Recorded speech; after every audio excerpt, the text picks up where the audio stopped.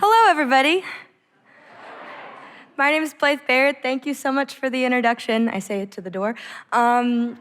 This is probably the coolest thing that I've ever gotten to do, so I'm so excited to be here. Also, how many people have been to a poetry slam ever? Well, that's so exciting. Great. So you know that during poetry slams, people are allowed to react. The audience can snap. If you're feeling something, you can make an animal noise. I don't care what you do. My favorite one is that's what I like to do.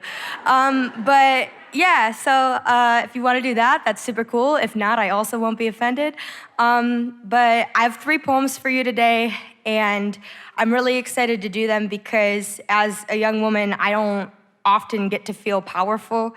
And when I perform my poetry, I get to feel powerful. So thank you for giving me this space.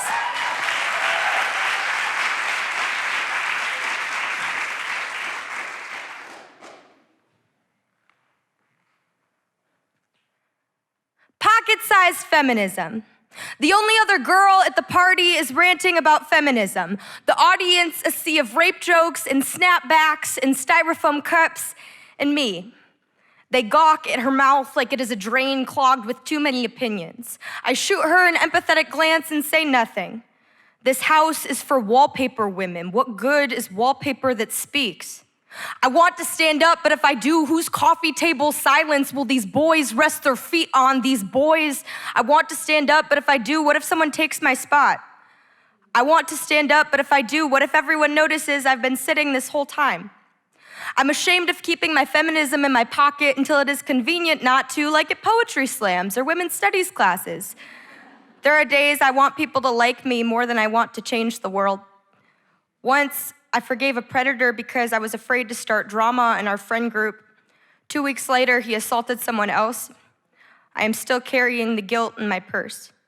There are days I forget we had to invent nail polish to change color and drugged drinks and apps to virtually walk us home and lipstick-shaped mace and underwear designed to prevent rape. Once, a man behind me on an escalator shoved his hand up my skirt and no one around me said anything. So I didn't say anything because I didn't want to make a scene. Once, an adult man made a necklace out of his hands for me, and I still wake up in hot sweats, haunted with images of the herd of girls he assaulted after I didn't report. All younger than me. How am I to forgive myself for doing nothing in the mouth of trauma? Is silence not an act of violence too? Once, I told a boy I was powerful and he told me to mind my own business. Once, a boy accused me of practicing misandry. You think you can take over the world? And I said, no, I just want to see it. I just need to know it is there for someone.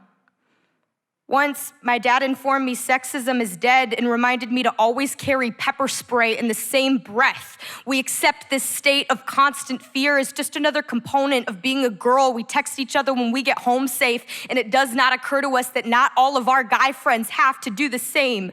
You could literally saw a woman in half, and it would still be called a magic trick, wouldn't it?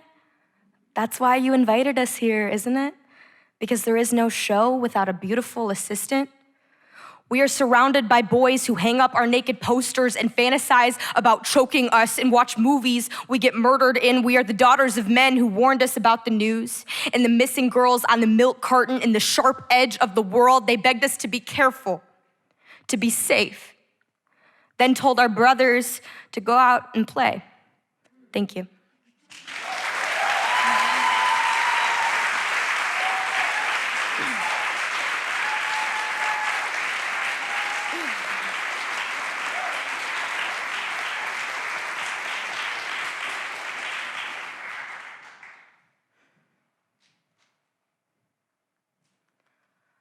When the fat girl gets skinny. The year of skinny pop and sugar-free Jell-O cups, we guzzled vitamin water and vodka.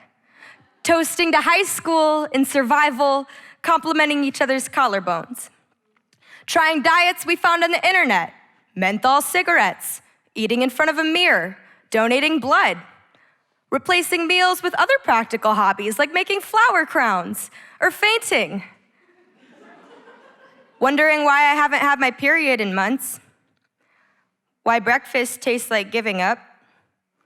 Or how many more productive ways I could have spent my time today besides Googling the calories in the glue of a US envelope. Watching America's Next Top Model like the gospel, hunching naked over a bathroom scale shrine, crying into an empty bowl of Cocoa Puffs because I only feel pretty when I'm hungry. If you are not recovering, you are dying.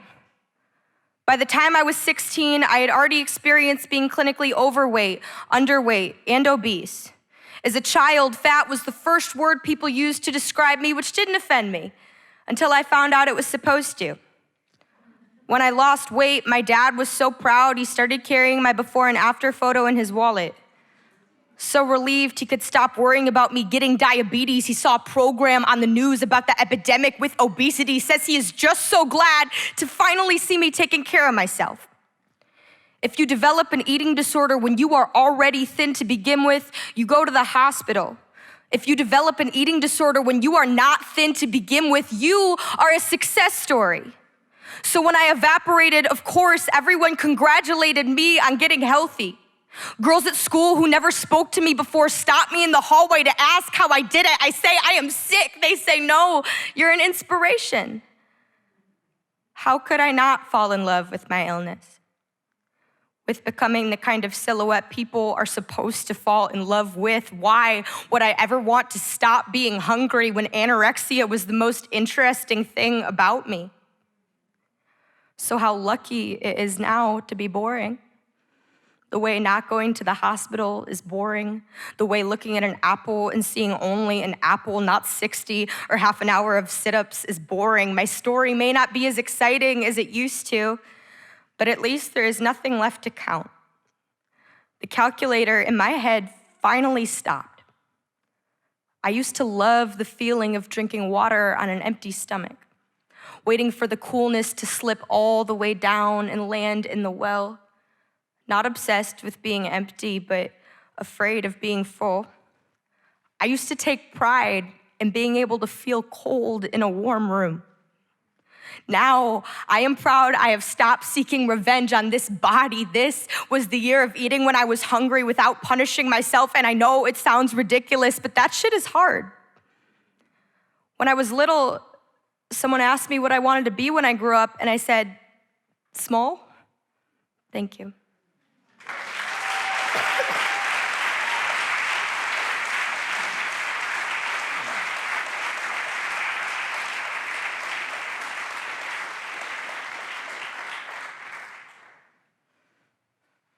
I have one more poem. Thank you guys so much for being such a wonderful audience.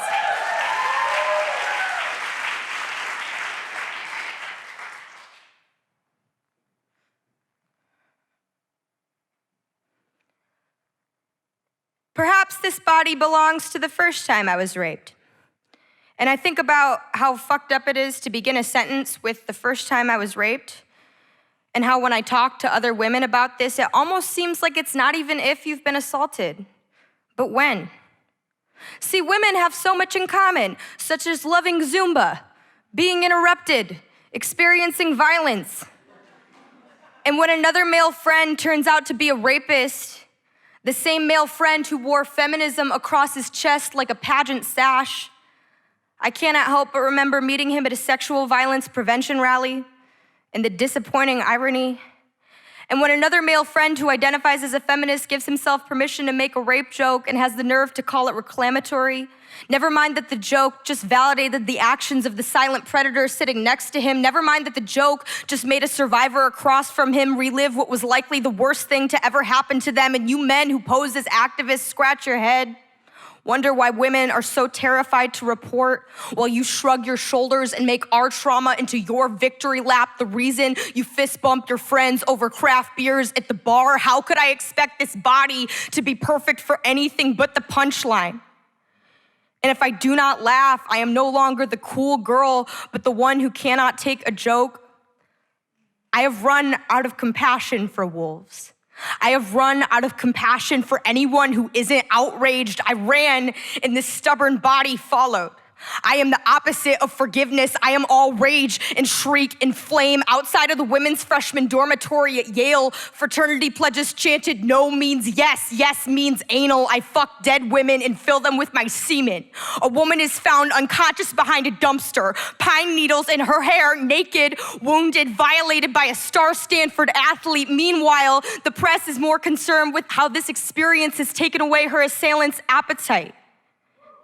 This is not to say that all men are hungry. This is not even to say that all men are hunting. But haven't we all found the bones of a woman stuck like leftovers between a full man's teeth? There is a fraternity in Minnesota that paints the stone lions outside their front door the color of the panties of the last girl they successfully assaulted. You call this rape culture? I call it this morning. Shit, I was catcalled 4 times on the way here. And if my trauma were made into an art museum, the most popular exhibit would showcase portraits of every man who has ever assaulted me snarling, and the smell of his sweat on my pillowcase follows me to sociology, and the whole class can tell that most days I am more victim than I am survivor. And in this room, I try to write a poem about anything other than my sexual assault, but all that comes out is my throat and his hands. Hours before one of my best friends raped me on our college campus, we discussed the prospect of astral projection. He couldn't understand why I wanted to experience it so badly. Why would anyone want to leave their body? He laughed. And in this moment, we had nothing in the world in common. Thank you.